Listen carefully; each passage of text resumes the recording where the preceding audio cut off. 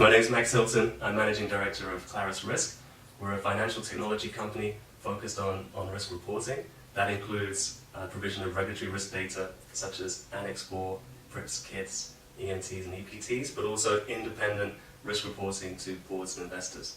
What are the main challenges with Annex IV reporting? Annex IV reporting is a very challenging process. Fundamentally, gluing together the information which is held by a fund administrator with the regulatory classifications required in the reporting, and with risk calculations that need to be brought into the reporting template is extremely difficult. I think there are two main components to that exercise. The first is a data mapping exercise. There are specific geographic and exposure and turnover categories for each security type. And these are details that are not ordinarily held in the fund administrator's records and are not comprehensive across different asset types. There's some subjectivity in terms of how they can be applied. So there's a big data mapping component to Annex IV reporting. The other, probably bigger element, which is more familiar to us, is risk calculations. So a key one is in terms of exposure calculations themselves. For derivative instruments, it's not the value which is used in calculations, it's the exposure. And this may require a risk model, in particular if the instrument has expired post-reporting period when the work's being done, or if the instrument's OTC, it will certainly require a risk model. These same exposure values are then used in leverage calculations. And the commitment exposure or commitment leverage calculation can be very, very difficult because for many strategies, whether a security is offsetting and can be netted, or whether it's actually speculative, is again subjective. I think the strategies where this seems to be particularly challenging is within fixed income, convertible bonds, or within multi-strat funds. So we see this as an area which causes a lot of managers consternation. Another difficult area in the risk calculations is liquidity.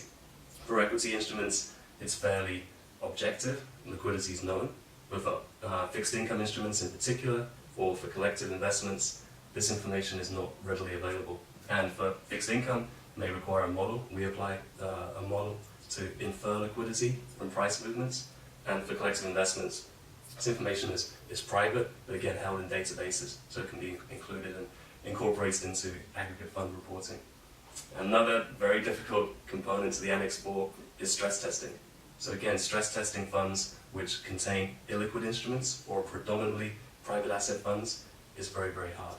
Also, multi-strategy funds, it can be difficult. So we employ a risk model and look to engage with portfolio managers as to what the appropriate risk factors should be. How do you provide risk analysis for a private asset fund? So for a private asset fund, risk analysis is based on a cash flow model. For many of these assets, there is no history, they're esoteric in nature, so a cash flow model is the appropriate basis for risk analysis. And where this has particular utility within an Annex IV filing is with the provision of stress testing. So to employ a cash flow model, the key required inputs that we take from a portfolio manager, and we'll look the liaison on, are the expected exit dates and expected multiples for each of the private assets within the fund. And then there's some subjectivity around volatility of drawdowns and distributions for these specific assets, and the rate of drawdown and the rate of distribution. So again, it's an iterative process.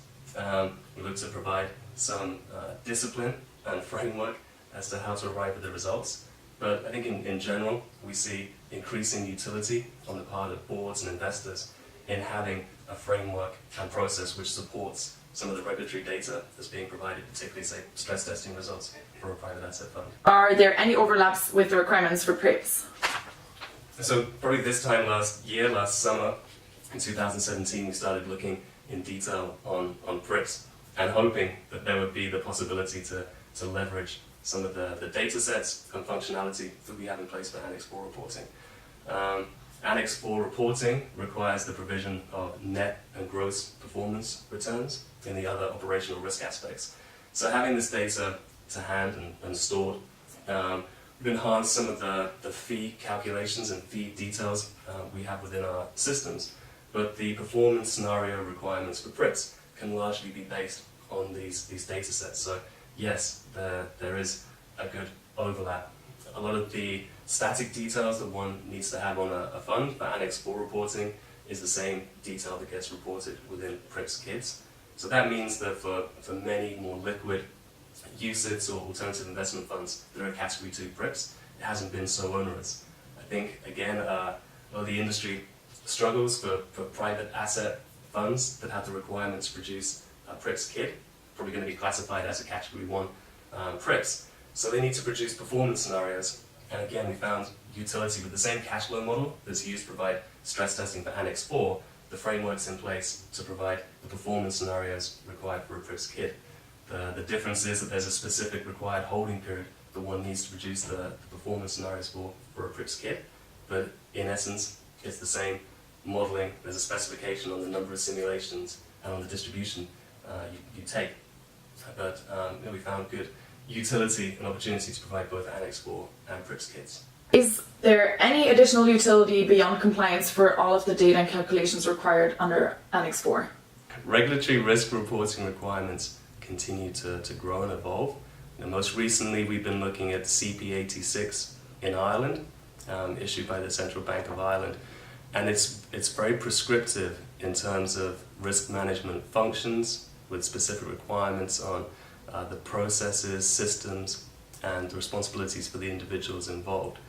So, in terms of additional utility, I think with enhanced risk systems and reporting in place, it only goes to further support additional and evolving regulatory requirements. I think another important aspect to risk reporting and risk management is substance-based. So we see interest from a lot of mancos around being able to demonstrate independent reporting and provide additional transparency and information within their firms, to their boards, but also to investors. So there can be some utility and benefit in having thorough and independent risk processes beyond the ability to more efficiently satisfy the requirements for, say, Annex IV.